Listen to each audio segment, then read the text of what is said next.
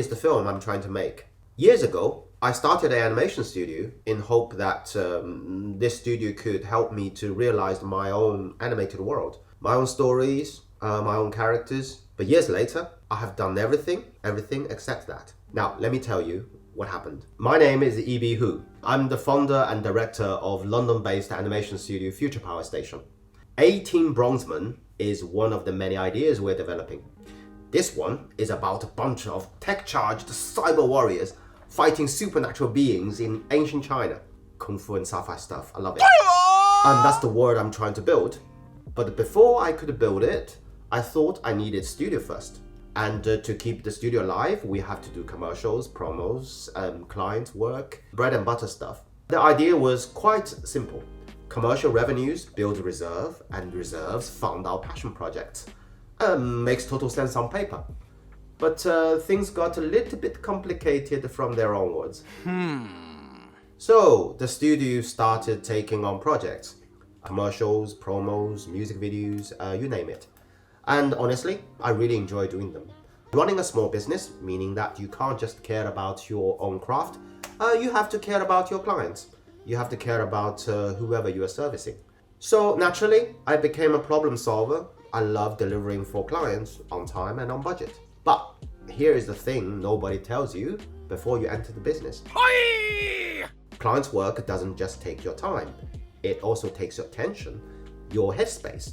Even when I'm off work, my brain is still on their projects, their deadlines, their notes, their visions. So 18 Bronzemen just have to take a back seat. Every time I found a little bit of gap between projects, I get back to it. I pick it up and drop it, pick it up, drop it again. And every time I picked up, I have to remind myself where I was. So, not so productive. Another little thing about client work is that you are essentially doing work for hire, visualizing other people's scripts and ideas. Well, actually, on that topic alone, I might do a whole separate video. There's a business venture I had before, which would reflect this quite honestly. But that's for another time. Look, I'm not against it.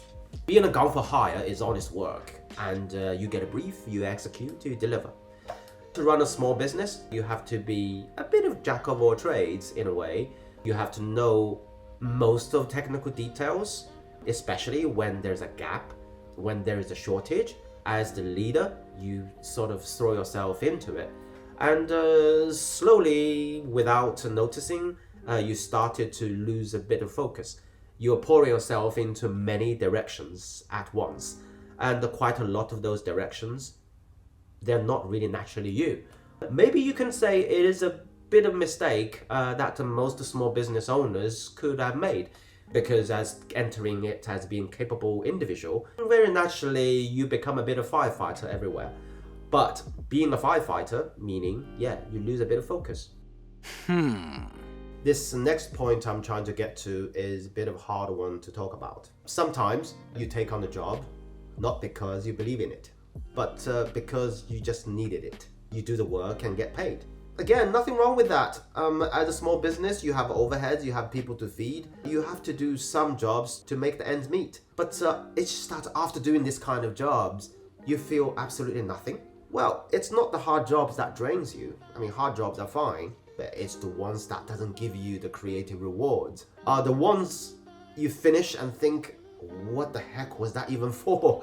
That sort of emptiness is the main thing that really drains your energy. More than long hours, more than difficult clients, the feeling of nothingness is the killer of your emotional well-being. So all of that was already hard enough. And then the world around us started to change.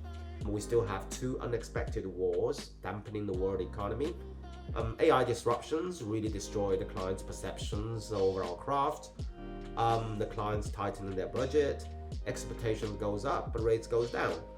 Less work coming in, and slowly we started to lose revenue and even people. And it's a hard time we're in. There's no sugarcoating on that. As the studio owner, I want to keep everyone's working condition good. Not too many extra hours. I mean, we do a little bit, but I try not to keep them too late. So after everyone's gone, that's when my second shift starts. Polishing, correcting, fixing the things I'm not happy with. Sometimes it's backbreaking, but as a small business owner, that's probably the only thing I can do. Up to this point, you might be pointing at the screen and say, well, this guy is not a very good businessman. A good businessman should be able to utilize everyone else to work for him, and he should just point to the right direction. Correct. Down to the bottom, I'm a craftsman. So it's very hard for me to have this hands-off approach and just simply walk away. Quite a lot of the drawings, a lot of backgrounds, a lot of the sketches, rough animation, I will just do myself. I admit it, I'm not a good businessman. I never was. I'm only a craftsman. I just love drawing. What I like the most is to have a sketchbook.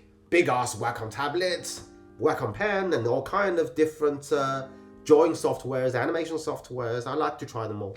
I used to have that question of, if I became a millionaire, what would I do? If you got all the money of the world, what would you do? I would probably buy a yacht, find a property under the sun, a nice garden, and find myself a really nice seat and a table, and pull out a sketchbook, draw on paper, or a big ass Wacom tablet, and all kinds of animation softwares. I would love to try them all. So, you see, it doesn't really make any difference to me. So in a way, I'm already living my dream, drawing. I'm a happy man! Our media has changed forever since the COVID. And the way people consume content, animation, independent work, it's all different now. And for independent creators like me, working on our own projects, this might actually just be the best time to do it. In the next video, I'm going to talk more about 18 Bronzemen, the background stories, the characters, the lore, and everything I feel particularly excited about. This is my first video. Thank you so much for lasting that long. It might not be quite to everyone's taste. I accept that. If you found the content interesting or thought-provoking, please give me a like and subscribe, and let me know in a comment what do you want to know about the industry, about the craft. I will do my best to answer them. Thank you very much, and see you next time. Bye.